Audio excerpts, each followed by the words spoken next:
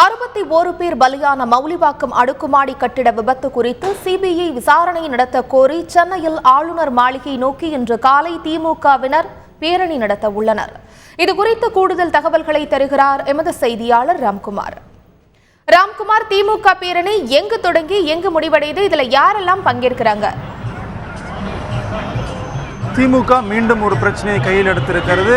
சென்னை அடுத்த மௌலிவாக்கத்தில் சமீபத்தில் 11 மாடி கட்டிடம் இடிந்து விழுந்த விபத்தில் சிபிஐ விசாரணை நடத்த வேண்டும் என்பதை வலியுறுத்தி திமுக சார்பில் பேரணி நடத்த திட்டமிடப்பட்டிருக்கிறது. இன்னும் சில நிமிடங்களில் இந்த பேரணி சென்னை எழும்பூர் லேங்ஸ் கார்டன் சாலையிலிருந்து பாந்தியன் சாலை வழியாக ராஜரத்னம் ஸ்டேடியம் வரை சுமார் 1 கிலோமீட்டர் தூரத்திற்கு இந்த பேரணி நடைபெற இருக்கிறது.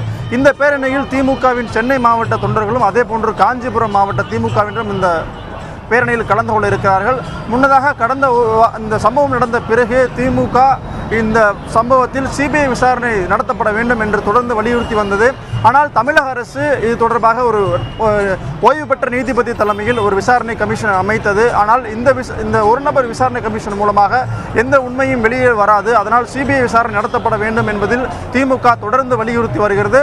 கடந்த 2 நாட்களாக சட்டப்பேரவையிலும் இந்த விஷயத்தை பிரதானமாக திமுக மட்டுமல்லாமல் எதிர்க்கட்சிகள் தொடர்ந்து வலியுறுத்தி வருகின்றன. இந்த நிலையில் இன்று நடைபெற உள்ள அந்த பேரணியில் திமுக சார்பில் இந்த முக்கியமான கோரிக்கையை வலியுறுத்தி திமுக பொருளாளர் ஸ்டாலின் தலைமையில் இந்த பேரணி இன்னும் சற்று நிமிடங்களில் தொடங்க இருக்கிறது. மைத்திலி, ராம்குமார், திமுக சார்பில் ஆளுநரிடம் மனு அளிக்க வாய்ப்பு இருக்கா? இன்னும் சற்று நிமிடங்களில் தொடங்க இருக்கும் இந்த பேரணி சென்னை எழும்பூர் ராஜரத்னம் ஸ்டேடியம் வழியாக அங்கு முடிவடைகிறது. அதற்கு பிறகு திமுகவின் முக்கிய நிர்வாகிகள் திமுக பொருளாளர் ஸ்டாலின் தலைமையில் அங்கிருந்து கார் வழியாக நேராக ஆளுநர் மாளிகை சென்று ஆளுநரை சந்தித்து இந்த சம்பவம் குறித்து சிபிஐ விசாரணை நடத்தப்பட வேண்டும் என்பது தொடர்பாக ஒரு மனுவையும் ஆளுநரிடம் கொடுக்க திட்டமிடப்பட்டிருக்கிறது. அதற்காக இங்கு ராஜரத்னம் ஸ்டேடியத்திலிருந்து பிற்பகலில் அவர்கள் செல்வார்கள் என்று எதிர்பார்க்கப்படுகிறது. அங்கு சென்று அவர்கள் ஆளுநரிடம் நேரடியாக மனு கொடுக்கவும் திமுக தரப்பில் திட்டமிடப்பட்டிருக்கிறது. உங்கள் தகவல்களுக்கு நன்றி ராம்குமார்.